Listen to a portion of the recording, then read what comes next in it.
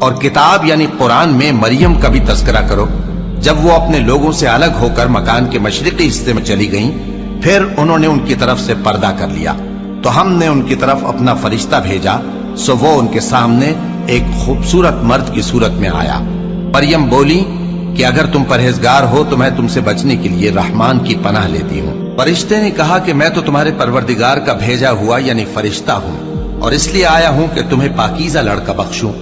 مریم نے کہا کہ میرے ہاں لڑکا کیوں کر ہوگا، جبکہ مجھے کسی مرد نے بطور شوہر چھوا تک نہیں، اور میں بدکار بھی نہیں ہوں۔ فرشتے نے کہا کہ یوں ہی ہوگا، تمہارے پروردگار نے فرمایا کہ یہ مجھے آسان ہے، اور میں اسے اسی طریق پر پیدا کروں گا تاکہ اس کو ہم لوگوں کے لیے اپنی طرف سے نشانی اور ذریعہ رحمت بنائیں، اور یہ کام مقرر ہو چکا ہے۔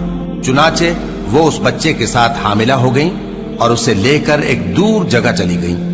پھر درد ذہ ان کو کھجور کے تنے کی طرف لے آیا، کہنے لگی کہ کاش میں اس سے پہلے مر چکتی اور بھولی بسری ہو گئی ہوتی۔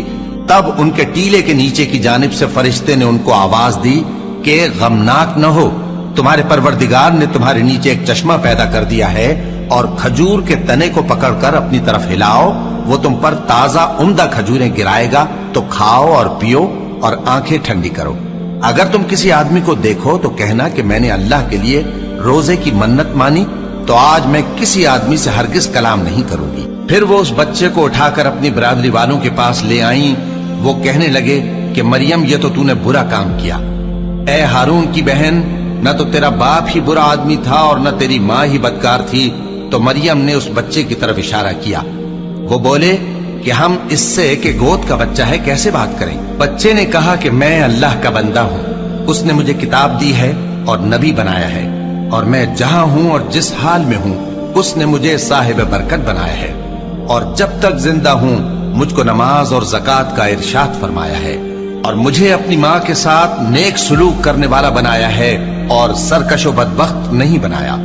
اور جس دن میں پیدا ہوا اور جس دن مروں گا اور جس دن زندہ کر کے اٹھایا جاؤں گا مجھ پر سلام ہے۔